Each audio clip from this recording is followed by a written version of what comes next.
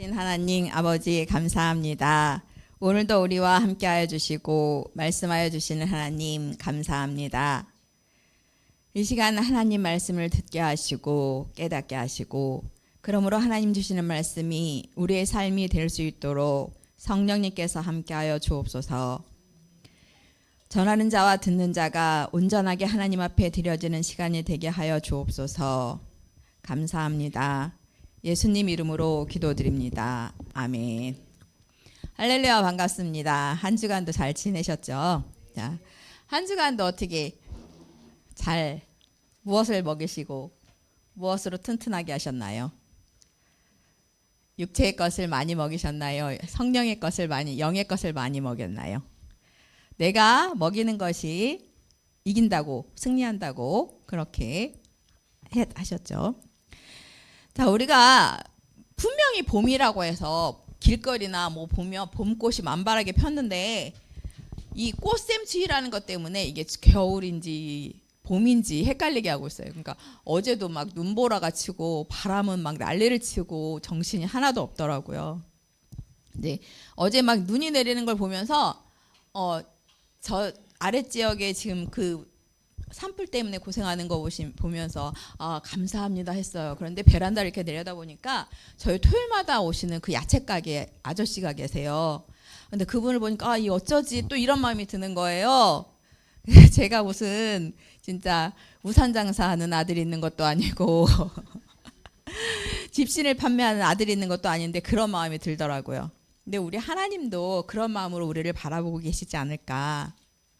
자, 이제 우리가 아마 일주일 내내 우리 성도님들 그 산불 빨리 꺼지게 해달라고 빨리 되게 해달라고 많은 기도들을 하셨을 거예요. 그래서 이제 산불로 인해서 어려움 당하는 사람들을 위해서 우리가 간절히 기도하고 또 그러면서도 정말 우리가 얼마나 연약한 존재라는 것을 또 다시 한번 느끼면서 하나님 앞에 매달릴 수밖에 없는 우리의 모습이었습니다.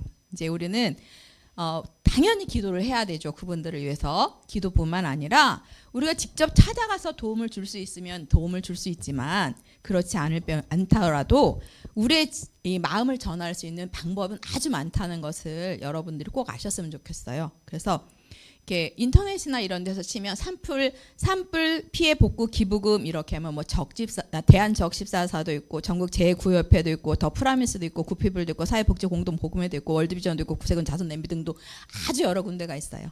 이런 곳에 그냥 조금이라도 우리가 마음을 함께 할 수 있으시기를 바랍니다.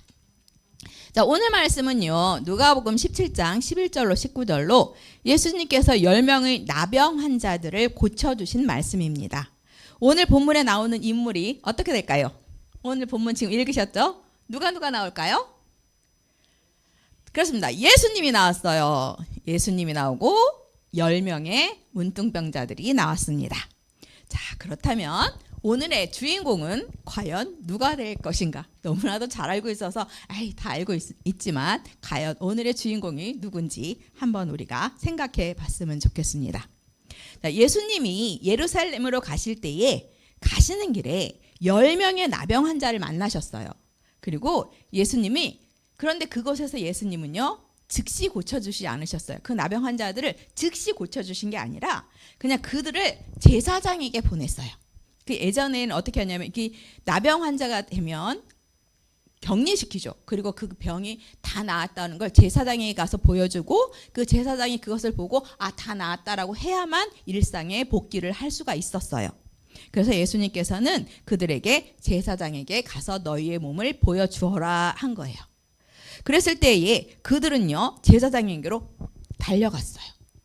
어떤 의심도 하지 않고 달려가다가 깨끗함을 받았어요. 가는 도중에 그들은 깨끗함을 받았습니다. 하지만 단 한 사람만이 하나님께 영광을 돌리고 예수님이 그를 고쳐주신 것을 인식하고 예수님께 감사하기 위해 돌아왔어요. 이 사람이 주인공이죠? 맞습니다. 이 사람이 주인공입니다. 그래서 예수님은요 그의 믿음을 칭찬하셨어요. 그의 믿음을 분명히 칭찬하셨고 그리고 그의 믿음이 그가 육신의 치료를 받았을 뿐만 아니라 구원 받았다고 말씀을 하고 계십니다. 자, 본문 우리가 읽은 본문 11절로 19절까지를 네 부분으로 나눠보면 첫 번째는 소리를 높여 부르짖는 나병 환자들이 있어요. 그리고 나병 환자들이 순종하는 모습을 볼 수 있어요. 그리고 또 거기서 한 명의 나병 환자의 감사를 볼 수 있어요. 그리고 마지막으로 돌아온 나병 환자를 칭찬하시는 예수님을 볼 수가 있습니다. 여기서 이제 그 소리 높여 부르짖는 나병 환자들이 있어요. 자, 이때에는요, 나병 환자들이 전염성이 있는 것이라고 해서 마을에서 쫓겨났어요. 그런데 나병은 지금은 한센병이라고 하죠. 그런데 이거는 유전이 되지 않아요. 그리고 그렇게 전염성이 있는 것도 아니에요. 극소수의 전염성 환자만이 이 병을 옮길 수 있다고 합니다. 그런데 이 시대 때에는 전염이 된다라고 해서 그들을 격리시켰어요. 그래서 나병이 있는 그들은 쫓겨나서 소외되고 격리된 곳에서 살아야 했어요. 그래서 성경은 나병이 사람의 죄의 결과라고 말하진 않아요. 이건 사람의 죄로 인한 것이 아니에요. 그럼에도 불구하고 또 사람이 범죄하였을 때에 하나님께서 그 질병을 죄의 대가로 내리신 경우는 있어요. 우리가 잘 알고 있는 대표적인 예로 민수기 12장 1절에서 15절에 모세가 구스 여자를 취했을 때에 미리암과 아론이 모세를 비방했어요. 그랬을 때 그 죄의 대가로 미리암이 나병을 얻었다는 내용의 기록이 있습니다.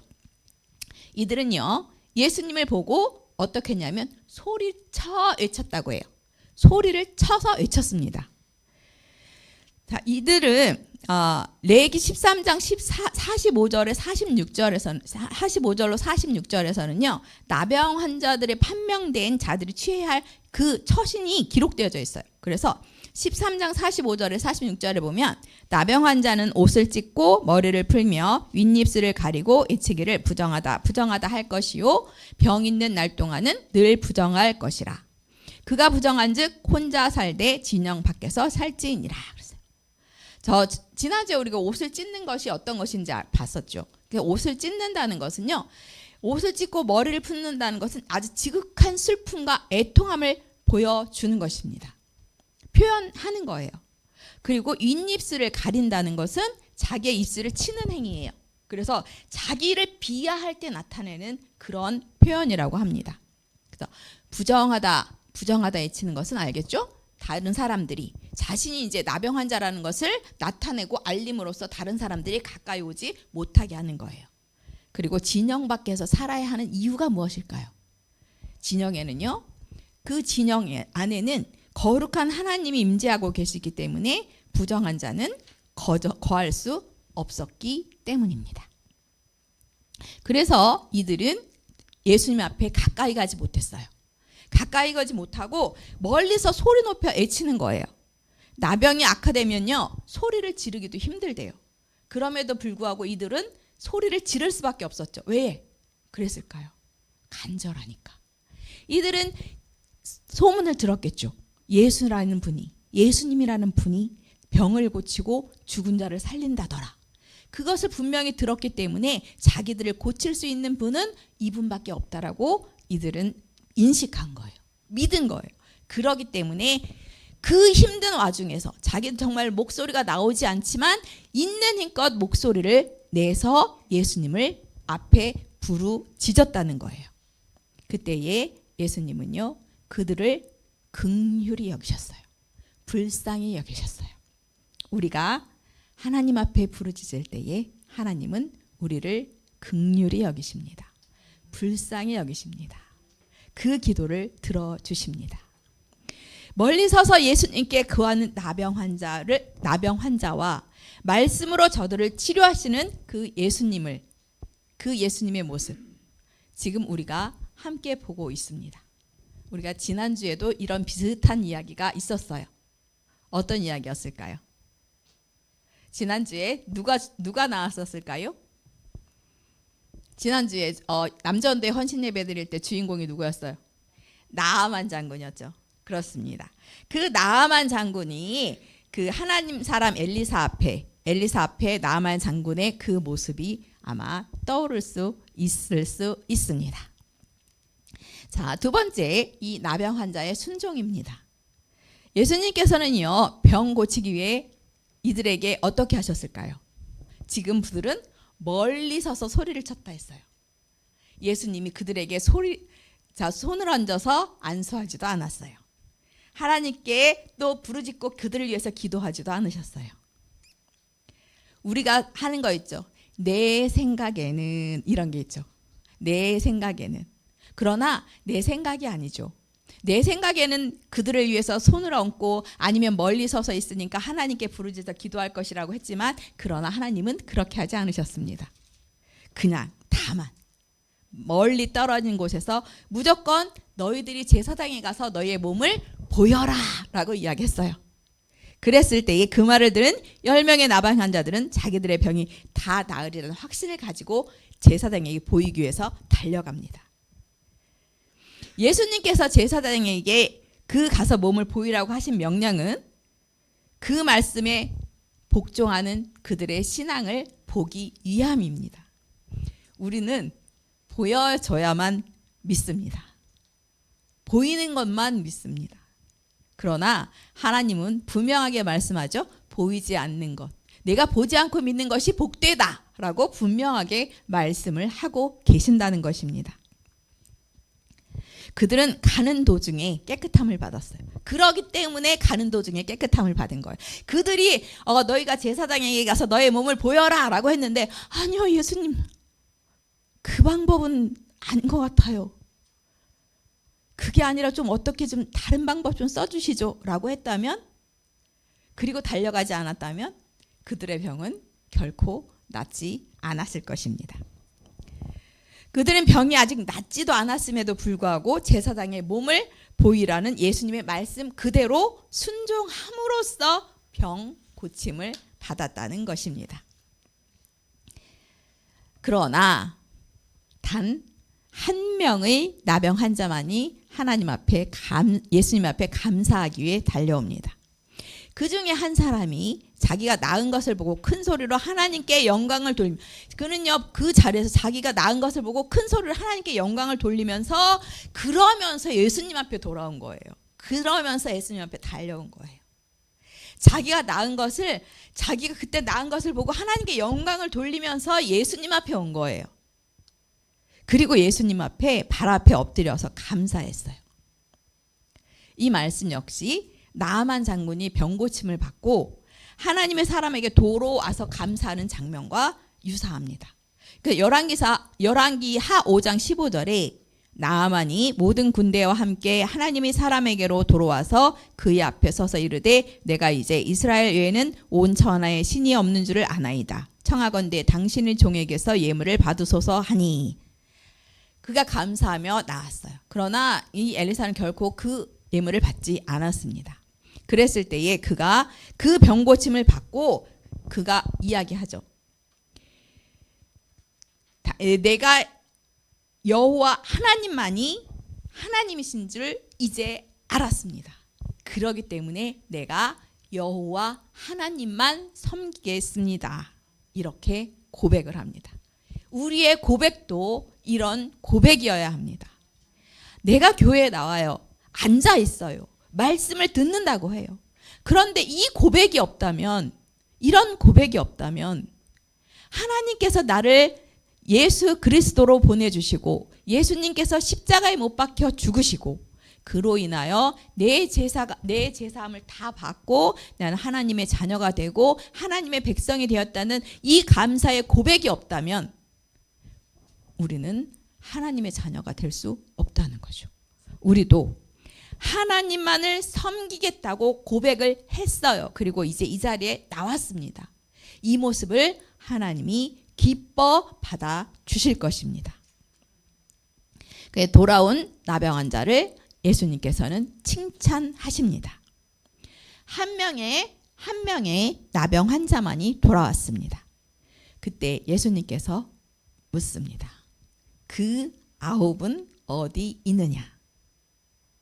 이 말씀은요, 창세기 3장 9절에 여호와 하나님이 아담을 부르시며 그에게 이르시되 네가 어디 있느냐? 이때 하나님의 아담을 찾으시던 그 말씀과 같은 것이라고 합니다. 사람이 자신이 서 있어야 하는 자리에 있지 못하고 이탈하였을 때, 내가 서 있을 자리에 서 있지 않고 내가 다른 곳으로 떠나 있을 때, 그때 우리에게 물으시는 질문입니다. 내가 어디 있느냐? 그 아홉은 어디 있느냐? 본절에서 고침을 받은 10명의 나병 환자가 있어야 할 자리가 과연 어디일까요? 그들의 자리는 바로 예수님 앞이어야 했습니다. 그곳에서 하나님을 찬양하는 노래를 부르는 것이 그들이 해야 할 마땅한 일이었고 유일한 일이어야 했습니다. 그러나 그 9사람은요, 그렇지 않았어요. 그들의 모습을 제사장에게 가서 나았다는 증명을 받는 데에만 그들은 급급했던 거죠. 그것에만 정신을 쏟고 있었어요. 내가 나았다. 나는 나을 수 있다. 내가 나았다. 그러니까 내가 제사장에게 가서 내 모습을 보이고 내가 이제 그의 증명을 받고 난 빨리 일상으로 돌아가야 돼. 이 마음밖에 없었다는 거예요. 이 사람들이 예수님을 메시아로 생각했다면, 그리고 그들을 고백했다면 달라졌겠죠. 그러나 그렇게 예수님을 메시아로 생각하고 예수님 앞에 나와서 경배하고 고백한 사람은 단 한 사람뿐이었습니다. 그래서 예수님께서는요, 그 사마리아인에게 그의 믿음을 칭찬하셨어요. 그것이 바로 이 이유 때문인 것이죠. 그러므로 예수님은요, 내 믿음이 너를 구원하였다라고 하십니다. 예수님의 선언은요, 모든 인류의 대제사장인 예수님께서 이제 우리에게 제사장이 되었다는 것을 말씀하고 계십니다. 예수님께서 직접 나병에서 깨끗함을 받았다고 선언하시는 거예요. 그렇기 때문에 이 사마리아인은요, 더 이상 제사장에게 갈 필요가 없어요. 제사장에 가서 몸을 보일 필요가 없어요. 또한 이 구원 선언은요, 그가 육체적으로 깨끗함을 받은 것뿐만 아니라 이제 이 사람이 주님 앞에 돌아와서, 예수님 앞에 돌아와서 경배하고 예수님을 그리스도로 고백한 그 믿음에 의해서 그의 영혼도 죄와 불안의 억압으로부터 자유하게 되었다는 것입니다. 따라서 인류의 대제사장이신 예수님에 의해서 이 사마리아인은요, 영적 나병에서 벗어나 의로운 자, 자유케 된 자라는 인정을 받게 된다는 것입니다. 예수님께서 돌아온 한 명의 사마리아 사람에게 10사람이 다 깨끗함을 받지 아니하였느냐? 그 9은 어디 있느냐라고 하시며 그에게 내 믿음이 너를 구원하였느니라 라고 하십니다. 그는요, 감사를 통해 자신의 몸뿐만 아니라 자신의 영혼까지 구원을 받았어요. 이 말씀을 들으면서 우리 성도님들은 지금 어떤 마음이십니까? 어떤 생각을 가지고 계십니까? 지금 이 말씀을 들으면서, 우리가 하나님의 말씀을 들으면서 내 머릿속에 지금 어떤 생각들로 가득 차져 있습니까? 내가 지금 좀 전에 아침에 보고 나왔던 TV 속 그 내용이 과연 어떻게 바뀌었을까? 내가 회사에서 어떤 일들이 있었는데 그것이 지금 어떻게 진행되고 있을까? 내일 출근해서 어떻게 할까? 이런 생각들로 채워져 있지 않습니까? 지금 내가 끝나고 가서 무엇을 해야 하는데 그 생각으로 채워져 있지 않습니까? 맞습니다. 저도 그렇습니다. 이 예배를 드리면서 온전하게 여기에 100% 집중하지 못합니다. 말씀을 듣고 그 말씀 안에 살아야지 하지만 그렇게 살지 못합니다. 우리는 받은 게 참 많죠. 아주 많아요. 받은 게 참 많은데, 그런데 받은 것은 기억하지 않고, 그리고 받을 것만 생각한다는 거예요.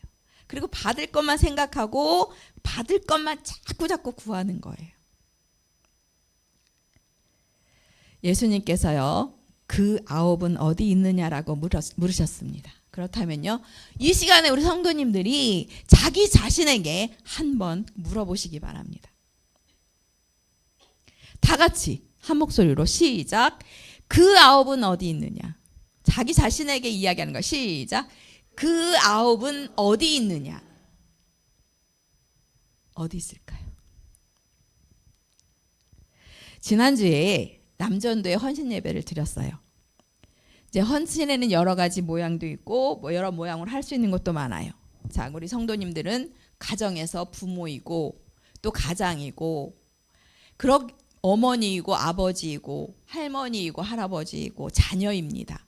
그렇기 때문에 가정, 이 부모님들은 자기 자신보다 가정, 자기 자녀들에게 더 아낌없는 헌신을 하실 것입니다.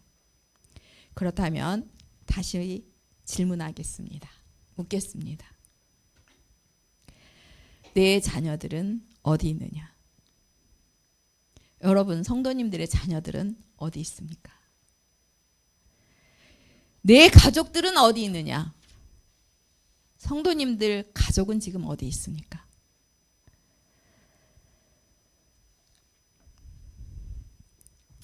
우리는 착각하는 게 있어요. 내가 예수님 믿고 내가 기도하고 그러면 내 가족이 잘 될 거야. 내 자녀가 잘 될 거야. 무조건 맞습니다. 그러나 구원은 다르다는 것입니다.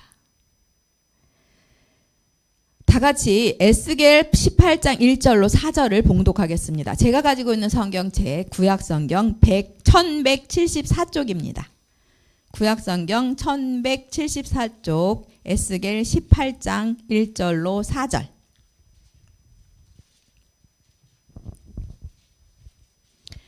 에스겔 18장 1절로 4절 다 찾으셨으면 한 목소리로 봉독하겠습니다. 구약성경 1174쪽 에스겔 18장 1절로 4절. 또 여호와의 말씀이 내게 임하여 이르시되 너희가 이스라엘 땅에 관한 속담에 이르기를 아버지가 신 포도를 먹었으므로 그의 아들의 이가 시다고 함은 어찌 됨이냐. 주 여호와의 말씀이니라. 내가 나의 삶을 두고 맹세하노니 너희가 이스라엘 가운데에서 다시는 이 속담을 쓰지 못하게 되리라.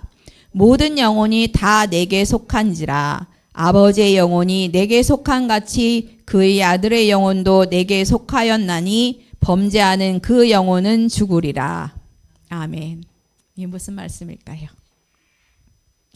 믿음은요, 구원은요, 각자 개인의 것이라는 것입니다. 각자 개인의 것이지 누가 대신해 줄 수가 없다는 거예요. 부모가 자녀를, 자녀가 부모를, 아내가 남편을, 남편이 아내를 위해서 구원받을 수도 없고 대신 구원해 줄 수도 없다는 것입니다. 이 믿음은요, 구원은 각자라는 것입니다.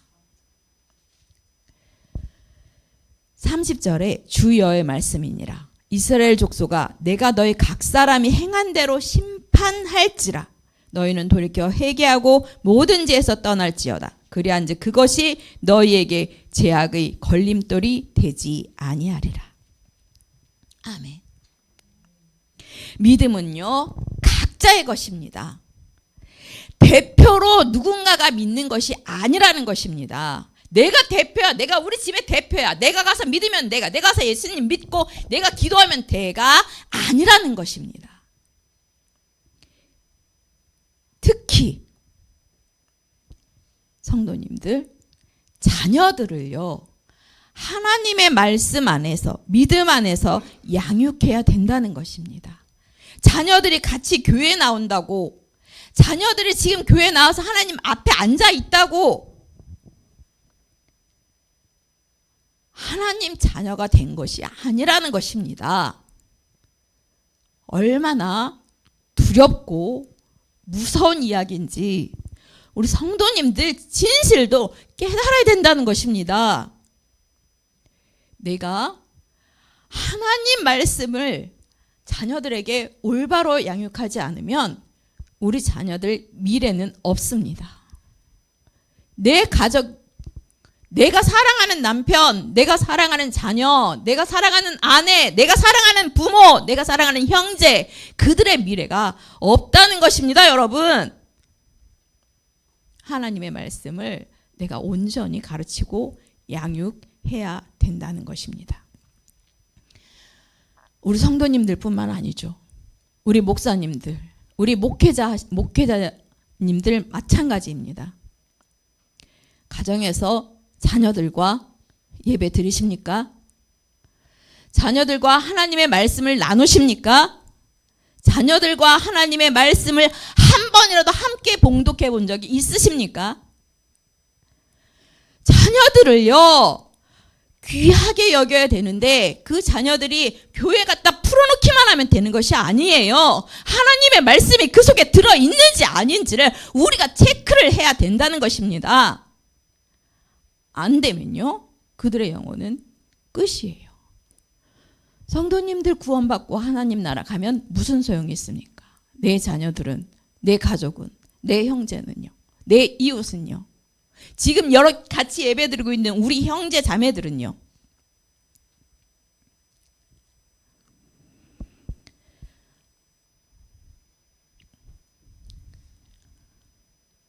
엘리 제사장의 자녀들이 때문에 언약궤를 빼앗겼습니다. 사무엘의 그 대단한 사무엘의 자녀들 때문에 그 백성들은 왕을 구했습니다. 여러분 알고 있는 히스기야 왕, 그 자녀 므낫세로 인해서 이스라엘 백성들은 결코 구원받지 못할 것이라는 말씀을 들어야 했습니다. 히스기야 왕은요, 열왕기하 18장 5절로 6절에 히스기야가 이스라엘 하나님 여호와를 의지하였는데 그의 전우가 유다 여러 왕 중에 그러한 자가 없었으니 곧 그가 여호와께 연합하여 그에게 떠나지 아니하고 여호와께서 모세에게 명령하신 계명을 지켰더라. 이렇게 기록되어 있습니다. 그러나 그의 바로 아들 므낫세에 대해서는 어떤 말씀이 기록되어져 있을까요?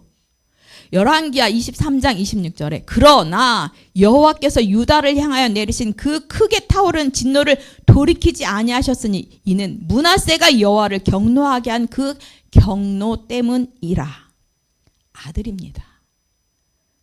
그의 아들로 인하여 이런 일이 일어났다는 것입니다.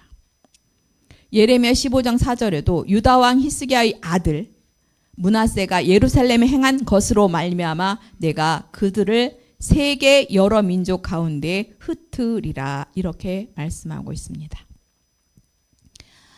다 같이 신명기 11장 19절로 21절을 봉독하겠습니다. 구약성경 280쪽입니다. 구약성경 280쪽 신명기 11장 19절로 21절 다 같이 봉독하겠습니다. 구약성경 280쪽 신명기 11장 19절로 21절 다 같이 봉독하겠습니다. 시작. 또 그것을 너희 자녀에게 가르치며 집에 앉아 있을 때이든지 길을 갈 때이든지 누워 있을 때이든지 일어날 때이든지 이 말씀을 강론하고 또 내 집 문설주와 바깥문에 기록하라. 그리하면 여호와께서 너희 조상들에게 주리라고 맹세하신 땅에서 너희의 날과 너희 자녀의 날이 많아서 하늘 이 땅을 덮는 날과 같으리라. 아멘.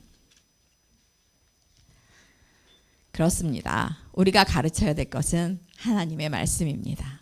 우리 성도님들 자녀들이 시험 기간이어서 학원 가야 돼서 알바 가야 돼서 아주 이게 또 제일 큰 이유 중에 하나일 것 같은데 이런 거예요. 자녀들과 싸우기 귀찮아서. 이래서 하나님을 말씀대로 살게 하지 않고 자녀들을 방치한다면 결국 므낫세와 같은 길을 걷게 된다는 것입니다. 그로 인하여 내 가정이, 내 나라가 흩어질 수 있다는 것입니다. 그래서 예수님은 이 시간도 지금도 묻고 계십니다. 성도님들, 자기 자신, 우리 성도님들 중에 정말 부득이해서 하나님 말씀 앞에 오고 싶은 마음은 간절하나 주님 앞에 나오지 못하고 있는 분들도 계십니다. 그러나 내가 나의 사정으로, 나의 어떤 형편으로, 어떤 일 때문에 여러 가지 이유로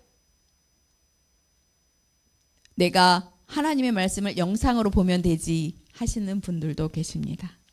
지금 영상을 보고 계시는 우리 사론의 성도님들, 예수님이, 하나님이 묻고 계십니다.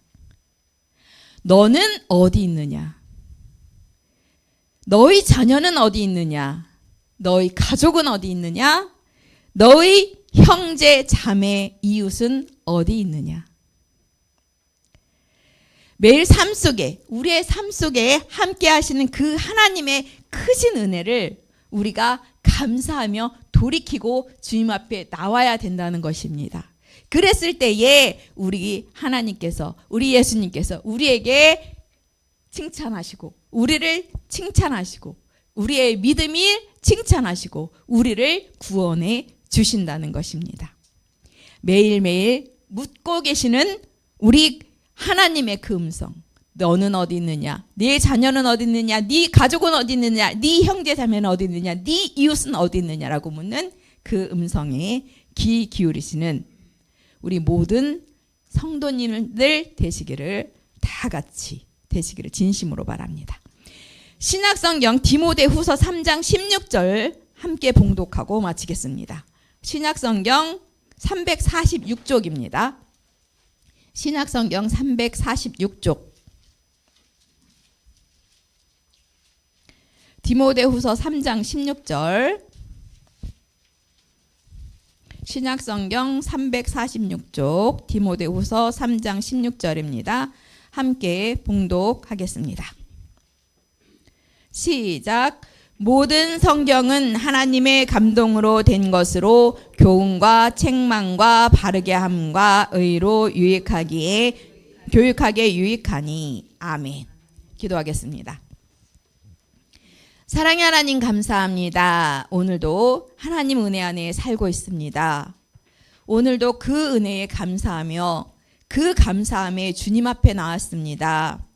하나님, 이 시간에도 우리에게 묻고 계시는 그 음성에 귀 기울이게 하셔서 우리 성도들, 우리 가족을 위해, 우리 이웃을 위해 진심으로 기도하며 하나님 말씀으로 함께 할 수 있도록 도와주옵소서. 그래서 내가 어디 있느냐, 내 가족이 어디 있느냐, 내 자녀, 내 이웃이 어디 있느냐고 할 때에 하나님 여기 있습니다 라고 대답할 수 있게 하여 주옵소서. 감사합니다. 예수님 이름으로 기도드립니다. 아멘.